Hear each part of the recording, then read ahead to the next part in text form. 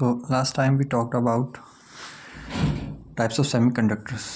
वैसे तो सेमीकंडक्टर को elemental semiconductor and compound semiconductors की कैटेगरी में भी डिवाइड किया जाता है, बट हमने एलिमेंटल सेमीकंडक्टर के बारे में ही बात करी है और वो दो तरह के होते हैं। पहला है इंट्रिंसिक सेमीकंडक्टर। इंट्रिंसिक यानी कि प्योर सेमीकंडक्टर्स, जिसमें कि सारे एटम एक जैसे हों। जैसे कि एग्जांपल के लिए अगर हम ले सिलिकॉन, तो सिलिकॉन के आउटर मोस्ट शेल में 4 इलेक्ट्रॉन होते हैं। तो यहाँ पे आप देख सकते हैं, इस तरह से हम दिखा सकते हैं। तो खैर इसके बारे में ज़्यादा बात नहीं करेंगे। ये जो है बैंड डायग्राम, एनर्जी बैंड, इस सब के बारे में हमने बात कर ली थी। आज बात करते हैं एक्सट्रिंसिक सेमीकंडक्टर। एक्सट्रिंसिक सेमीकंडक्टर यानी कि इम्प्योर सेमीकंडक्टर्स।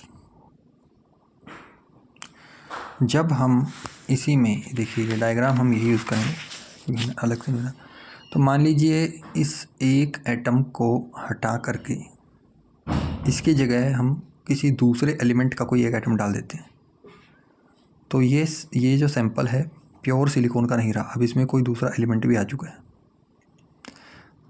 तब ये जो सेमीकंडक्टर है ये इंट्रिंसिक सेमीकंडक्टर नहीं रहेगा, उस टाइम पे एक्सट्रिंसिक सेमीकंडक्टर हो जाएगा, यानी कि इम्प्योर सेमीकंडक्टर हो जाएगा।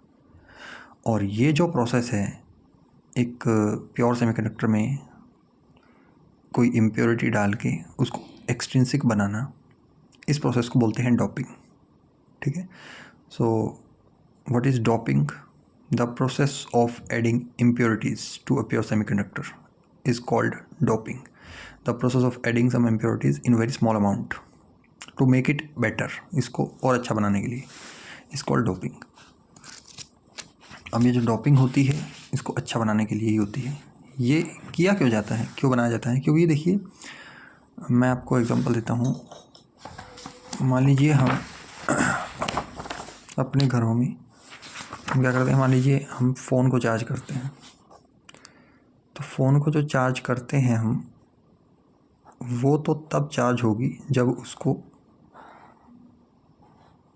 उस बैटरी को डीसी सप्लाई मिले, वन डायरेक्शनल फ्लो। अगर ऐसा होगा कि इधर भी कभी इधर जा रहा है करंट, कभी उसके ऑपोजिट आ रहा है, तो फिर चार्ज कैसे हो पाएगी? It will not be possible to charge your phone with AC only. Okay. लेकिन घरों में तो एसी सप्लाई ही आती है और उसकी भी वोल्टेज बहुत ज़्यादा होती है, 220 वोल्ट। तो पहली चीज़ तो इस वोल्टेज को ही वो झेल पाएगी। दूसरा एसी, तो इसको तो चार्ज करना पॉसिबल नहीं होगा। तो हमें कुछ ना कुछ ऐसा करना पड़ेगा कि इस एसी को हम डीसी में कन्वर्ट कर पाएँ, यानी कि वन डायरेक्शन फ्लो में कन्वर्ट कर पाएँ। तो वही काम ये जो एक्सट्रिंसिक सेमीकंडक्टर्स होते हैं ये करते हैं, इनकी हेल्प से किया जाता है। कैसे किया जाता है वो हम आगे देखेंगे।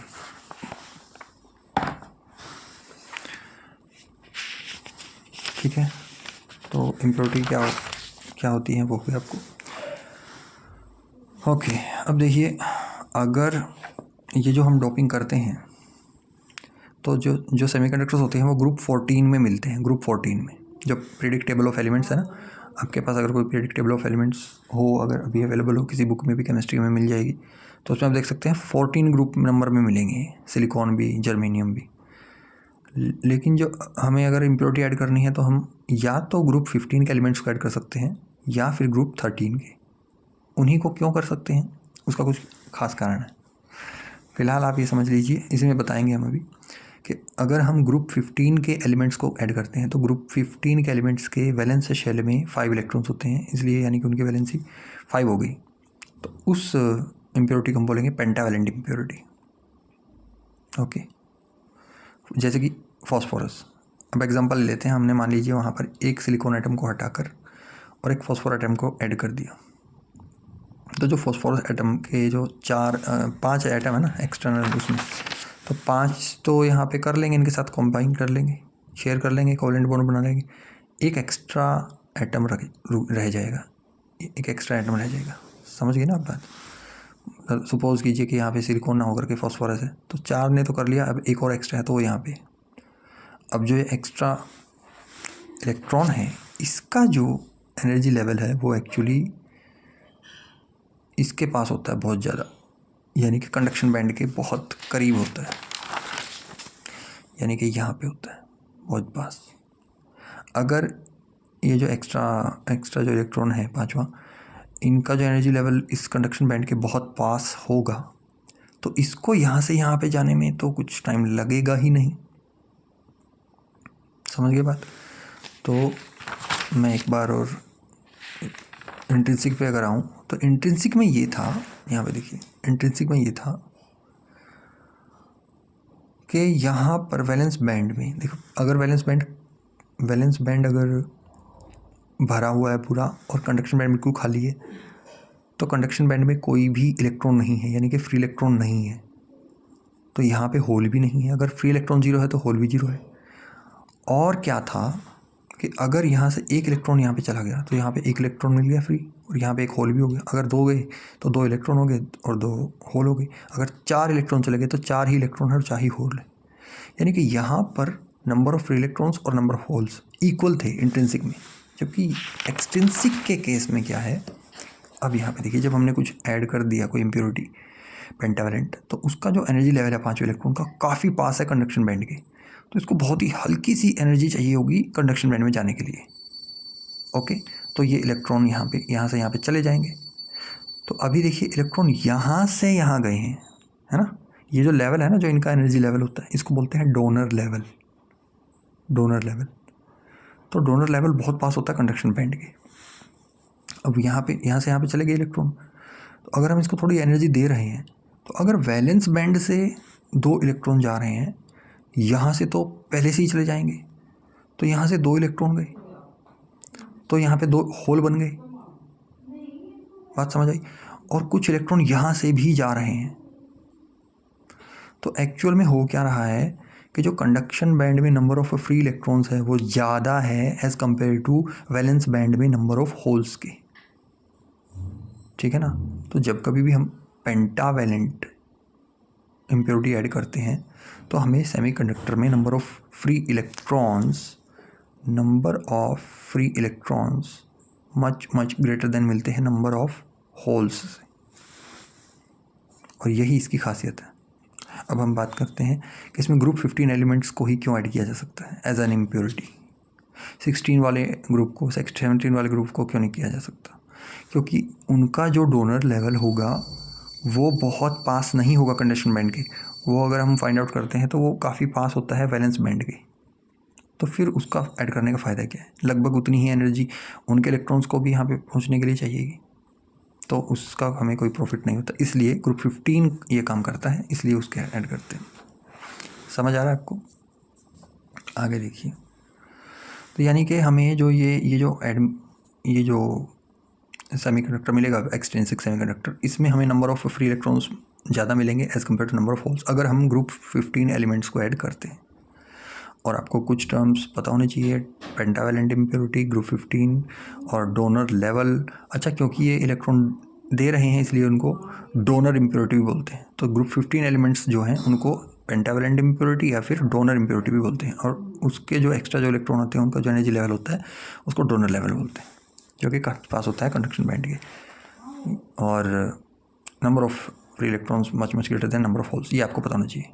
यानी कि अच्छा, ये जो इस तरह का जो सेमीकंडक्टर बना, एक्सट्रिंसिक सेमीकंडक्टर के दो टाइप का होता है।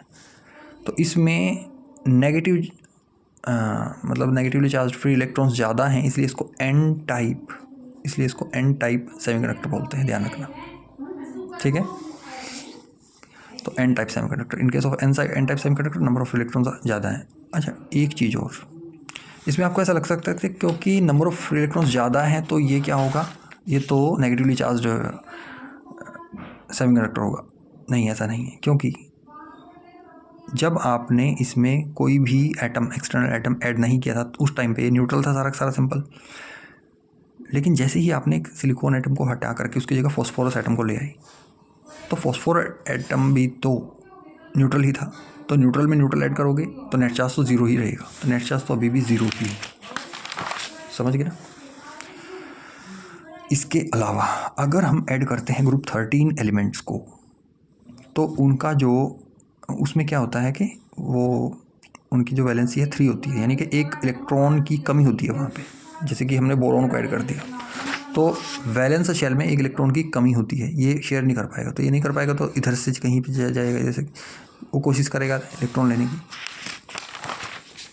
तो वहाँ तक इलेक्ट्रॉन को जाने के लिए, यानी कि यहाँ पे ना होल्स है, वो जो होल है उनको ऑक्यूपाई करने के लिए इलेक्ट्रॉन्स को तो इतना एनर्जी लेवल चाहिए।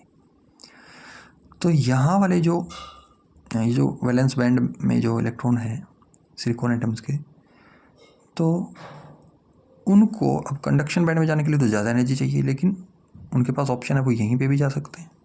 तो वो क्या करते हैं, यहाँ से यहाँ चले जाते हैं, यहाँ से यहाँ चले जाते हैं, यहाँ से यहाँ चले जाते हैं। समझ में आई बात? तो यहाँ से जस्ट यहाँ तक तो ज़्यादा इलेक्ट्रॉन चले जाएंगे और यहाँ से यहाँ तक तो कम इलेक्ट्रॉन जाएंगे, क्योंकि यहाँ से यहाँ तक पहुँचने के लिए ज़्यादा एनर्जी चाहिए।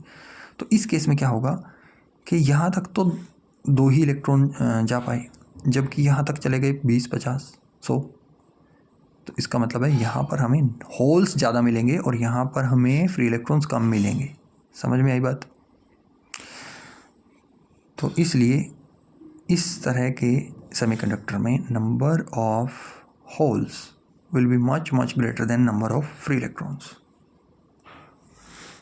और इस तरह के एक्सट्रिंसिक सेमीकंडक्टर को हम बोलेंगे P type semiconductor. P means positively charged holes जिसमें ज़्यादा हो, पी टाइप सेमीकंडक्टर। ये जो लेवल होता है होल्स का, इसको बोलते हैं एक्सेप्टर लेवल, और इस इम्प्योरिटी को बोलते हैं ट्राईवैलेंट इम्प्योरिटी या फिर एक्सेप्टर इम्प्योरिटी। ठीक है, एक्सेप्टर्स और एक्सेप्टर इम्प्योरिटी। तो ये हो गए 2 टाइप के एक्सट्रिंसिक सेमीकंडक्टर। तो हमारा जो पर्पस था, जैसे कि मैंने आपको पहले बताया कि भाई बैटरी में हमें 1 डायरेक्शनल फ्लो करना है, यानी कि AC को DC में कन्वर्ट करना है, इनकी हेल्प से हम करते हैं। अकेले N टाइप सेमीकंडक्टर की हेल्प से नहीं कर सकते, अकेले P टाइप सेमीकंडक्टर की हेल्प से नहीं कर सकते, बट दोनों के कॉम्बिनेशन से कर सकते हैं। तो अभी तक हमने समझा कि एक्सट्रिंसिक सेमीकंडक्टर 2 टाइप के होते हैं, P type and N type. P type में होल्स ज़्यादा होते हैं और फ्री इलेक्ट्रॉन्स कम होते हैं, यानी कि minority charge carriers P type में इलेक्ट्रॉन्स हुए और minority charge carriers N type में होल्स हुए। माइनॉरिटी मतलब कम संख्या में कम। ओके, आगे देखिए। तो वो जो काम है 1 डायरेक्शनल फ्लो वाला, वो किया जाता है PN जंक्शन से। PN जंक्शन में क्या किया जाता है कि एक टाइप तो हम P टाइप सेमीकंडक्टर ले लेते हैं, दूसरी टाइप N टाइप सेमीकंडक्टर ले लेते हैं और इनको ज्वाइन कर देते हैं। ज्वाइन करने का मतलब नहीं है ग्लू लगा दिया। ज्वाइन करने का मतलब है कि अगर ग्लू लगाएंगे तो फिर इधर से जो है मटेरियल यानी कि इलेक्ट्रॉन्स या होल्स इधर नहीं जा पाएंगे, है ना, क्योंकि glue is not a good conductor. हमें इनको इस तरह से अटैच करना है कि so that charges can flow, charges are free to flow in both sides. इधर से इधर या इधर से अगर जाना चाहे तो जा सकें, अगर चीज़ें फेवरेबल हो, मतलब कि इस वजह से ना रुकें कि भाई बीच में इंसुलेटर है। अब जैसे हम ये करेंगे, दोनों को अटैच कर देंगे, तो इधर इलेक्ट्रॉन्स ज़्यादा है, इधर होल्स ज़्यादा है, तो तुरंत ही क्या होगा, यहाँ से इलेक्ट्रॉन्स इधर जाने की कोशिश करेंगे और चले भी जाएंगे। जब चले जाएंगे तो इधर से इलेक्ट्रॉन इधर चले गए हैं। Initially it was neutral. अभी मैंने आपको बताया था कि भाई चाहे N टाइप सेमीकंडक्टर हो चाहे P टाइप सेमीकंडक्टर हो, दोनों ही न्यूट्रल होते हैं, अभी बताया था। तो इनिशियली तो ये न्यूट्रल था, अब इधर से इलेक्ट्रॉन इधर चले गए हैं तो यहाँ पे कुछ पॉजिटिव चार्ज आ जाएगा। इधर से इलेक्ट्रॉन इधर आए हैं तो इनिशियली न्यूट्रल था तो कुछ नेगेटिव चार्ज आ जाएगा। ठीक है, तो अच्छा, जहाँ पे जो ये बिल्कुल बीच में जहाँ से जुड़ा होता है इसको जंक्शन बोलते हैं। तो ये जो चीज़ है ना, यहाँ पे क्या होगा कि एक इलेक्ट्रिक फील्ड सेटअप हो जाएगी। यहाँ पे ये साइड हो जाएगी पॉजिटिवली चार्ज, ये साइड होगी नेगेटिवली चार्ज, और यहाँ पे इलेक्ट्रिक फील्ड सेटअप हो जाएगी फ्रॉम पॉजिटिव टू नेगेटिव, यानी कि फ्रॉम N टू P। अब क्या होगा, अब P टाइप में होल्स ज़्यादा हैं, P टाइप में होल्स ज़्यादा। अभी क्या हो रहा था, देखिए इधर से इलेक्ट्रॉन इधर आ रहे थे, भाई नेगेटिव साइड से P टाइप पॉजिटिव साइड आ रहे थे और इधर से होल इधर आ रहे थे। ओके, होल मतलब अपने आप में एक मटेरियल नहीं है, but it behaves like a positively charged particle, material उसकी तरह बिहेव करता है। लेकिन अब क्या होगा, अगर इलेक्ट्रॉन इधर से इधर जाना चाहेंगे, अब ये देखिए ये इसको रोक देगा, ये नेगेटिवली साइड इसको रिपेल करेगी, रोक देगा। होल इधर से इधर जाना चाहेंगे, वो रोक देगा। ओके, सो दिस रीजन जहाँ पर ये होता है इसको डिप्लीशन रीजन बोलते हैं, और इस डिप्लीशन रीजन का net charge is not zero. हालांकि ये न्यूट्रल है, ये साइड न्यूट्रल है। अब देखिए हो क्या रहा है,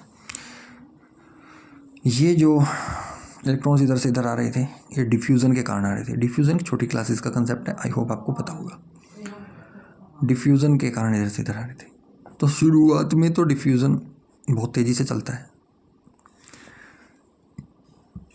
तो अगर इलेक्ट्रॉन इधर से इधर आ रहा है तो होल इधर से इधर जा रहा है, पी से एन की साइड जा रहा है होल, होल मतलब पॉजिटिव चार्ज जा रहा है, तो पी से एन की साइड करंट भी तो फ्लो हुआ ना, होल के जाने के कारण, पी से एन की साइड जाने के कारण, तो होल, तो इस करंट की जो डायरेक्शन होगी पी टू एन हो गई। और इलेक्ट्रॉन्स नेगेटिवली चार्ज पार्टिकल अगर एन से पी की तरफ जा रहे हैं तो इसका मतलब है पॉजिटिव चार्ज पार्टिकल पी से एन की तरफ आ रहे हैं, तो इलेक्ट्रॉन्स के फ्लो के कारण भी जो करंट की डायरेक्शन है वो पी टू एन हुई। और क्योंकि डिफ्यूज़न के कारण हो रहा है इसलिए इस करंट को हम बोल देते हैं डिफ्यूज़न करंट, आई डिफ्यूज़न। सो आई डिफ्यूज़न की जो डायरेक्शन होगी वो होगी फ्रॉम पी टू एन। ये शुरुआत में बहुत ज़्यादा होगा लेकिन बाद में स्लो हो जाएगा, स्लो हो जाएगा। ओके, अब देखिए और क्या होगा। ये तो हमने मेजॉरिटी चार्ज कैरियर्स की बात करी, एन टाइप में मेजॉरिटी चार्ज कैरियर इलेक्ट्रॉन है, पी टाइप में होल है। अगर माइनॉरिटी चार्ज कैरियर्स की बात करें, एन टाइप में वो होल है और पी टाइप में इलेक्ट्रॉन्स है। तो अब ये जो नेगेटिवली चार्ज इलेक्ट्रॉन है, ये जो रिपेल कर रहे हैं, दूर धकेल रहे हैं, जाने नहीं दे रहे इधर, किसको रोक रहे हैं? इलेक्ट्रॉन को। होल को थोड़ी रोकेंगे। होल इधर से ऐसे ड्रिफ्ट करता हुआ, ड्रिफ्ट आपको बता रखा है, फर्स्ट सेकंड यूनिट की बात है, तो ऐसे ऐसे करके होल ऐसे ऐसे करके इधर आया। जैसे वो इधर आया, नेगेटिव चार्ज ये साइड इसको तुरंत अपनी तरफ खींच लेगी, अट्रैक्ट। ओके, और ये आ जाएगा इधर। इसी तरह से इधर इलेक्ट्रॉन है माइनॉरिटी चार्ज कैरियर, वो ऐसे ऐसे ऐसे ड्रिफ्ट करता हुआ इधर आया और इमीडिएटली यहाँ पे आ जाए। तो ये जो करंट है, एक ये करंट है ना, तो इधर से देखो क्या गया था, होल इधर गया था, मतलब कि करंट, होल मतलब पॉजिटिव चार्ज, मतलब कि करंट एन से पी की तरफ, कौन सा? आई ड्रिफ्ट। और इधर से इलेक्ट्रॉन इधर गया, इसका मतलब है पॉजिटिव चार्ज इधर से इधर गया, आई ड्रिफ्ट अगेन। तो दो तरह का करंट फ्लो हो रहा है, एक तो आई डिफ्यूज़न और दूसरा देखो, आई डिफ्यूज़न मतलब कि पी टू एन और आई ड्रिफ्ट मतलब कि N to P. I diffusion this and I drift this. Okay, और अल्टीमेटली क्या होता है कि डिफ्यूज़न शुरू में बहुत ज़्यादा होता है, कम हो जाता है, और ड्रिफ्ट पे तो कुछ फ़र्क पड़ता ही नहीं, वो तो उतना ही चलता रहता है, क्योंकि वो माइनॉरिटी चार्ज कैरियर्स के कारण होता है और उनकी संख्या पहले ही बहुत लिमिटेड होती है, उस पर कुछ फ़र्क पड़ता ही नहीं है चीज़ों का। तो अल्टीमेटली डिफ्यूज़न भी ड्रिफ्ट के इक्वल हो जाता है और ये इक्विलिब्रियम की सिचुएशन पे पहुंच जाते हैं। क्लियर ये बात? ठीक है ना, ये सब आप पढ़ सकते हैं, यही चीज़ लिखिए। आगे देखिए, अब जो ये पी एन जंक्शन में, so the P N junction diffusion current is from P to N side, वही चीज़ है, I drift is from N to P side, ultimately वो इक्वल हो जाते हैं। अच्छा, अब एक चीज़ और देखिए कि यहाँ से अगर कोई 1 कूलम चार्ज पॉजिटिव साइड से, यानी कि पी टाइप से इसकी तरफ जा रहा है, शुरुआत में इसकी काइनेटिक एनर्जी सेम रहेगी क्योंकि एक जैसे चार्जेस के बीच में से जा रहा है। यहाँ पर इसको ना अपोजिशन झेलना पड़ेगा क्योंकि इधर पॉजिटिव साइड थी, इधर नेगेटिव साइड थी, तो इसकी जो काइनेटिक एनर्जी कम होती चल जाएगी। देखो, कोई अगर 1 कूलम पॉजिटिव चार्ज इधर से इधर जा रहा है तो यहाँ पे तो सारे इसको कोई सेम जैसी अपोजिशन लगेगी तो इसकी काइनेटिक एनर्जी सेम रहेगी। यहाँ पे इसकी अपोजिशन बढ़ जाएगी, है ना, पॉजिटिव चार्ज जा रहा है ना, तो ये रिपेल करेगा, फिर भी ये चल रहा है लेकिन वेलोसिटी कम होती जाएगी। लेकिन यहाँ पे पहुँच के फिर इसकी वेलोसिटी एक जैसी रहेगी, मतलब कि इसकी काइनेटिक एनर्जी एक जैसी रहेगी। ठीक है,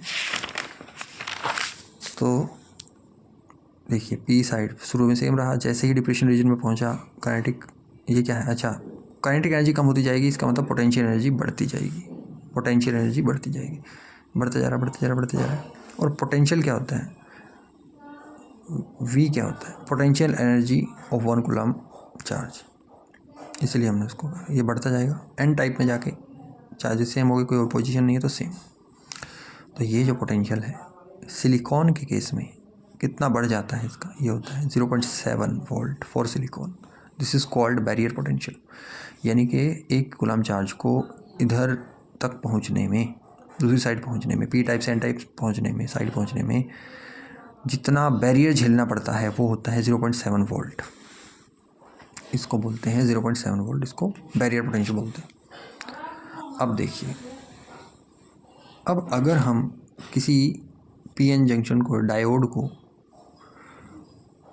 अगर किसी बैटरी से कनेक्ट कर देते हैं तो हमारे पास दो तरीके हैं, या तो पी साइड को पॉजिटिव से कनेक्ट करें और एन को फिर नेगेटिव से ही ऑफ कोर्स, या फिर पी को नेगेटिव से कनेक्ट करें बैटरी के और इसको पॉजिटिव से। तो अगर हम पॉजिटिव पी साइड को पॉजिटिव से कनेक्ट करते हैं उसको बोलते हैं फॉरवर्ड बाइसिंग, और अगर हम पी को नेगेटिव से कनेक्ट करते हैं तो उसको बोलते हैं रिवर्स बाइसिंग। तो पहले हम फॉरवर्ड बाइसिंग समझते हैं। जैसे ही पी साइड को पॉजिटिव से कनेक्ट करेंगे तो रिपल्शन के कारण ये देखिए रिपेल होगा, तो ये इधर इधर खिसकेगा, और ये नेगेटिव ये इसको रिपेल करेगा, ये इधर खिसकेगा। इसके कारण क्या होगा, डिप्लीशन रीजन जो है ये डिक्रीज हो जाएगा। और पी टाइप में आपको ध्यान रखना है कि जो इसका एक्सट्रीम एंड है ये इधर इधर जो है होल्स की कंसंट्रेशन सबसे ज़्यादा है और इधर होल्स की कंसंट्रेशन सबसे कम है, या फिर हम ये बोल सकते हैं कि इधर इलेक्ट्रॉन्स की कंसंट्रेशन सबसे ज़्यादा है और इधर इलेक्ट्रॉन्स की कंसंट्रेशन सबसे कम है। और जब भी कंसंट्रेशन डिफरेंस की बात करेंगे तो हम बोल सकते हैं कि डिफ्यूज़न होगा। ओके, बट ये डिफ्यूज़न करंट तो चलता ही है P2N, लेकिन अल्टीमेटली क्या होता है, बैरियर पोटेंशियल के कारण ये स्लो पड़ जाता है, मतलब कि उतना पोटेंशियल इधर लग रहा है। बट अगर हम उतना ही पोटेंशियल इसको अपोजिट डायरेक्शन में दे दें तब ये ज़ीरो हो जाएगा और उस टाइम पे डिफ्यूज़न स्टार्ट रहेगा। बात समझ में आई है? मान लीजिए 0.7 वोल्ट इधर लग रहा है, वो जाने नहीं दे रहा है, इतना बैरियर है, तो 0.7 वोल्ट ही अगर हमने इधर दे दिया, ठीक है ना, इसको अपोजिट दे दिया तो ये तो ज़ीरो हो गया। और उस टाइम पे नॉर्मल डिफ्यूज़न जो होता है, यानी कि हायर कंसंट्रेशन रीजन से लोअर कंसंट्रेशन रीजन की तरफ जो चीज़ें जाती हैं वो चलता ही रहेगा। क्लियर बात? और ये कभी रुकेगा नहीं। तो इधर हमेशा ही, चाहे इसको कितना भी टाइम हो जाए, इधर हमेशा ही होल्स की कंसंट्रेशन ज़्यादा रहेगी, इधर इलेक्ट्रॉन्स की कंसंट्रेशन ज़्यादा रहेगी, और यानी कि होल्स की कंसंट्रेशन सबसे कम रहेगी, तो इधर से इधर फ्लो चलता ही रहेगा, यानी कि आई डिफ्यूज़न चलता ही रहेगा। करंट को मेज़र करने के लिए यहाँ पे हमने एमीटर भी लगा दिया। तो हम देखते हैं कि यहाँ पे अगर हम थोड़ा सा पोटेंशियल देते हैं तो थोड़ा थोड़ा करंट फ्लो होना स्टार्ट हो जाता है, और ज़्यादा 0.7 दे दिया तो फुल फ्लो होना स्टार्ट हो जाता है। ठीक है ना? तो एक्सटर्नल बैटरी अगर लगा देते हैं तो हम बैरियर पोटेंशियल को कम कर देते हैं और डिप्लीशन रीजन को भी कम कर देते हैं। As a result I diffusion current increases but effect on I drift is negligible. I drift पे इफेक्ट जो है नेग्लिजिबल ही रहेगा। और अगर हम वी अप्लाइड को डबल कर देते हैं तो आई डिफ्यूजन डबल नहीं होता, डबल से भी बहुत ज़्यादा होता है। यानी कि लीनियर रिलेशन नहीं है कि भाई वी अप्लाइड को हम डबल करेंगे तो वो भी डबल होगा, नहीं नहीं नहीं, उससे भी ज़्यादा। तो इस तरह का जो कनेक्शन होता है इसको हम फॉरवर्ड बाइसिंग बोलते हैं। Biasing means connecting the battery. दूसरी तरफ हम क्या कर सकते हैं, पी साइड को नेगेटिव टर्मिनल से कनेक्ट कर सकते हैं बैटरी के, तो इसको बोलेंगे रिवर्स बाइसिंग। इसमें क्या होगा, जो वी अप्लाइड है वो बैरियर पोटेंशियल को बढ़ा देगा। ओके, उसमें कम किया था, बढ़ा देगा यहाँ पे, और डिप्लीशन रीजन को भी ये बढ़ा देगा। तो उसके कारण क्या होगा, डिफ्यूज़न करंट जो है लगभग रुक जाएगा, ऑलमोस्ट स्टॉप्स, लेकिन जो ड्रिफ्ट करंट है वो लगभग चलता ही रहेगा। अब आपको लग सकता होगा कि अगर हम ऐसा कर देंगे फिर तो ड्रिफ्ट करंट इधर चल रहा है, तो ड्रिफ्ट करंट चले या ना चले एक्चुअल में इसके कारण बहुत ज़्यादा फ़र्क नहीं पड़ता, क्योंकि ना ये जो हैं इनकी जो ये माइनॉरिटी चार्ज कैरियर्स के कारण होता है, ये हमने बताया था पहले। और ये करंट इतना कम होता है कि आई डिफ्यूज़न से ये बहुत बहुत छोटा होता है, मतलब I diffusion is much much greater than I drift. तो हम बोल सकते हैं कि अगर रिवर्स बाइस करेंगे तो करंट लगभग जीरो हो जाएगा। समझ आई बात आपको? क्योंकि डिफ्यूज़न तो वैसे ही रुक गया और ड्रिफ्ट की वैल्यू नहीं है कुछ, वो है ही बिल्कुल नेग्लिजिबल, तो I drift is almost equal to zero. तो हम बोल सकते हैं कि रिवर्स बाइसिंग के दौरान करंट फ्लो नहीं होता। समझ आया? और यही की पॉइंट है इसमें कि फॉरवर्ड बाइस में करंट फ्लो होता है और रिवर्स बाइस में करंट फ्लो नहीं होता। इसी से वो प्रॉपर्टी आएगी कि one directional flow of current AC to DC, वो देखिए कैसे किया जाएगा। तो ये चीज़ें हैं, वही चीज़ें जो मैंने समझा रखी हैं। तो यहाँ पे क्या हो रहा है कि due to the difference in holes concentration in the opposite sides of PN junction, ये जो यहाँ पे मैंने बताया था कि भाई होल्स की जो कंसंट्रेशन है उसमें डिफरेंस होता है, तो उसके कारण क्या होता है कि रिकॉम्बिनेशन चलता रहता है, मतलब कि इधर से फ्री इलेक्ट्रॉन इधर जाने की कोशिश करते रहते हैं, तो होल्स इधर से इधर जाने की कोशिश करते रहते हैं। इस प्रोसेस को हम बोलते हैं रिकॉम्बिनेशन। आपको बताया जा चुका है, इस वीडियो में नहीं बताया जा चुका, क्लास में बताया जा चुका है। और ये रिकॉम्बिनेशन के कारण ये करंट फ्लो होता ही रहता है, इसलिए इस करंट को रिकॉम्बिनेशन करंट भी बोलते हैं। ओके, और ये भी आपको पढ़ लेना चाहिए। ठीक है, अब आगे देखते हैं। PN junction, PN diode characteristics. तो अब हमने करंट को एक ग्राफ की हेल्प से दिखाने की कोशिश करी। देखिए, जैसे फॉरवर्ड बायस के दौरान क्या होता है, फॉरवर्ड बायस के दौरान ना रेजिस्टेंस कम होता है, और जैसे जैसे हम पोटेंशियल को बढ़ाते हैं, अप्लाइड पोटेंशियल को, तो मैंने आपको बताया था कि लीनियर रिलेशन नहीं है। जब हम करंट पोटेंशियल भी अप्लाइड को जब हम डबल करेंगे तो करंट डबल नहीं होता, ये करंट और ये पोटेंशियल, अप्लाइड पोटेंशियल डबल नहीं होता, उससे भी ज़्यादा होता है। इस तरह से जब बढ़ता है, मतलब कि after particular value of applied voltage, यानी कि 0.7 के बाद, उसके बाद तो बिल्कुल बहुत तेज़ी से बढ़ता है। इसको बोलते हैं कट इन वोल्टेज। ओके, और फॉरवर्ड बायस में रेजिस्टेंस बहुत कम होता है। लेकिन अगर हम रिवर्स बायस की बात करें, रिवर्स बायस वाला करंट इधर, क्योंकि ऑपोजिट डायरेक्शन में होगा ना रिवर्स बायस में वैसे भी, तो बहुत ही कम होता है, आई ड्रिफ्ट होता है ओनली, बहुत कम होता है, बताया था आपको, लगभग 0। लेकिन अगर रिवर्स बायस में अगर हम पोटेंशियल को एक लिमिट के बाद भी और ज़्यादा बढ़ा दें रिवर्स बायस के दौरान, सो ये डायग्राम फिलहाल मैंने बता नहीं रखा है, इमेजिन कर लीजिए कि ये रिवर्स बायस हो गया। ओके, ये रिवर्स बायस हो गया। अब ऊपर वाले साइन को आपने ध्यान रखना है। तो जब ऐसा होगा ना कि इधर हमने बहुत ज़्यादा बढ़ा दिया, तो यहाँ पे क्या हो रहा था, यहाँ पे क्या था, पी टाइप है ना, तो इधर से ना एन साइड से इलेक्ट्रॉन इधर गए थे, तो यहाँ पर नेगेटिव साइड हो गई थी और यहाँ पर पॉजिटिव साइड हो गई थी, ऐसा ही था। So when we will apply V in reverse bias, अगर हम बहुत ज़्यादा बढ़ा देंगे तो यहाँ से क्या होगा कि एक मिनट, पॉजिटिव, हाँ ये एन साइड है, तो ये इसको खींच रहा है एन साइड को, और ये एन साइड है इधर पॉजिटिव है, तो ये इसको खींच रहा है, तो डिप्लीशन रीजन तो बढ़ ही रहा है। बट उसके कारण चार्ज्ड पार्टिकल्स पर बहुत ज़्यादा उनको एनर्जी मिलेगी, उनको पुश बहुत ज़्यादा मिलेगा। और यहाँ से क्या होगा कि कोई भी एटम, देखो मैं यहाँ से बताता हूँ आपको, इस डायग्राम से बताता हूँ।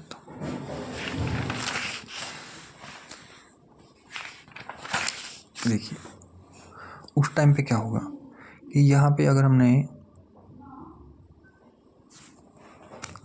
ये जो एक्स्ट्रा इलेक्ट्रॉन है, क्योंकि हमने पी एन डायोड पे लगा है ना, तो उसमें पी टाइप सेमीकंडक्टर भी है, एन टाइप भी है, तो वहाँ पे मान लीजिए यहाँ पे फॉस्फोरस है और यहाँ पे एक इलेक्ट्रॉन है, इसको बहुत ज़्यादा पुश मिलता है और ये बहुत तेज़ी के साथ, अचानक बहुत तेज़ी के साथ आगे बढ़ेगा। और जब ये बहुत तेज़ी के साथ आगे बढ़ेगा तो इस इलेक्ट्रॉन के साथ अगर ये टकराएगा तो इसको बाहर खींच लेगा। बात समझ में आई? ये बहुत तेज़ी से आगे बढ़ा और इसको बाहर खींच लिया, और अब ये इलेक्ट्रॉन भी और ये जो पहले वाला इलेक्ट्रॉन है, अभी भी इनकी एनर्जी कम नहीं हुई है, ये फिर और दूसरे इलेक्ट्रॉन से टकराएंगे और उनको भी फ्री कर देंगे, मतलब कि उनको भी फ्री कर दिया, और वो भी फिर इधर उधर फैलते हुए दूसरे इलेक्ट्रॉन्स के साथ टकराएंगे और उनको फ्री करते चले जाएंगे, और इस तरह से फ्री इलेक्ट्रॉन्स की जो संख्या है वो बढ़ती चली जाएगी।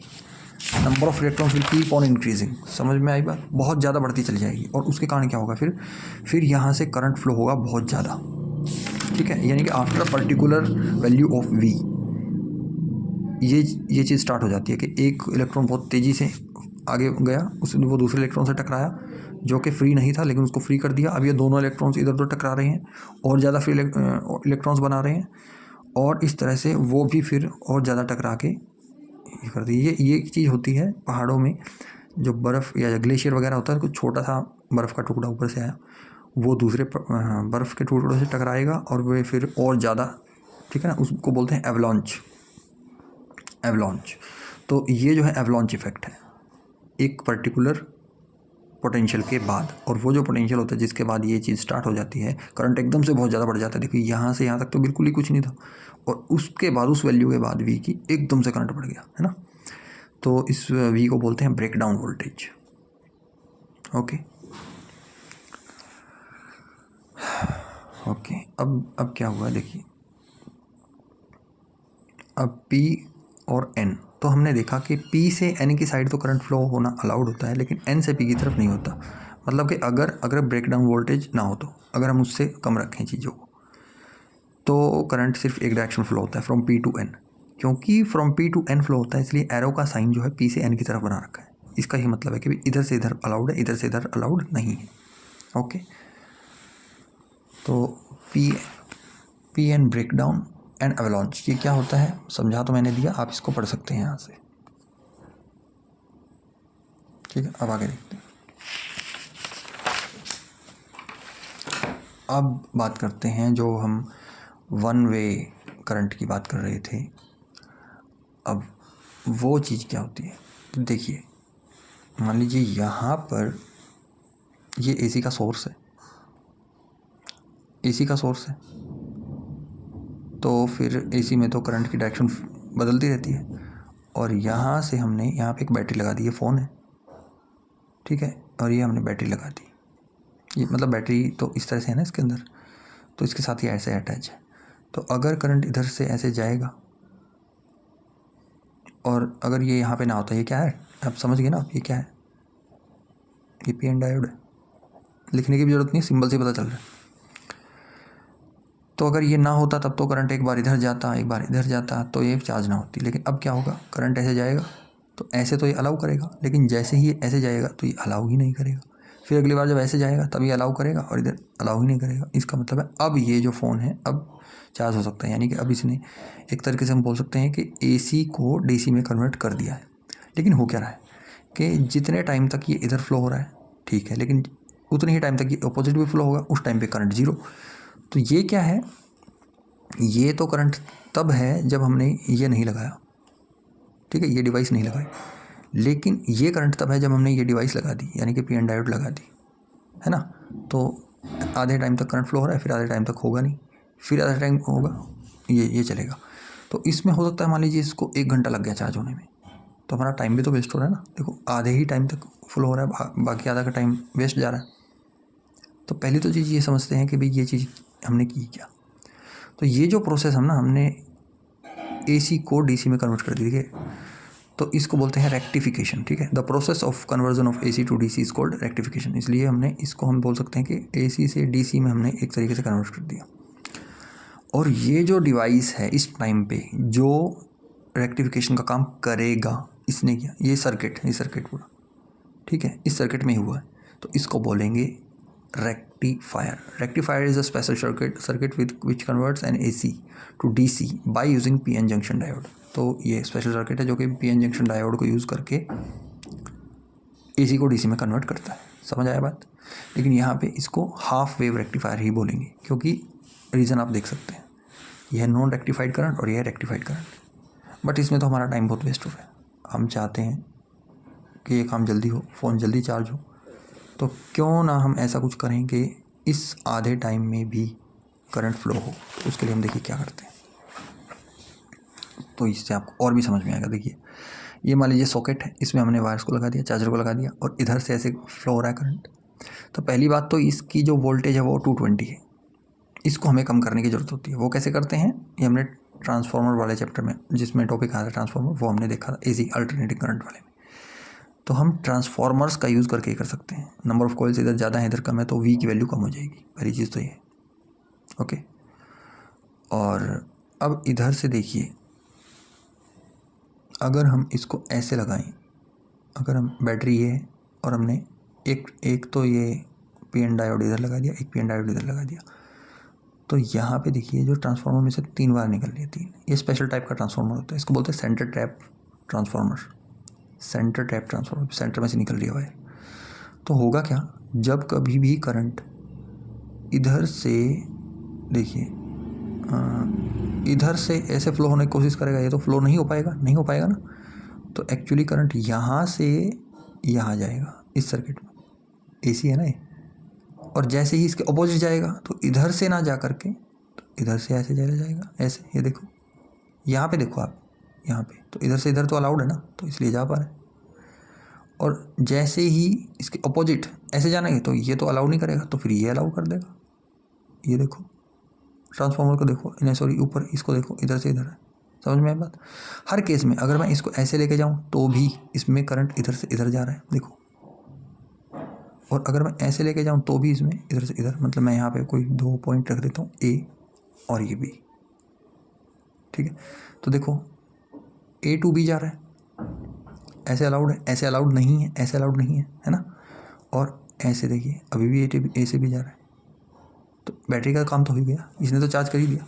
तो ये जो है इसको जैसा करंट मिल रहा है वो कैसा मिल रहा है, वो ऐसा मिल रहा है। This process is called rectification and this is full wave rectifier. इस तरह का जो रेक्टिफायर होता है फुल वेव रेक्टिफायर होता है, ठीक है। इससे रिलेटेड कुछ क्वेश्चंस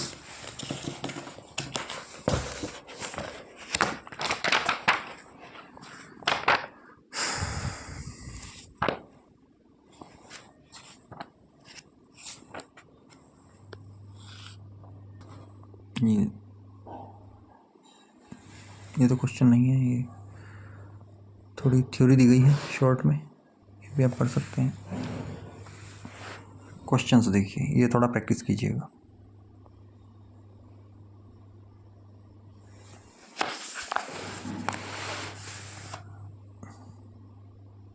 ओके, आज के लिए इतना, तो देख लीजिए।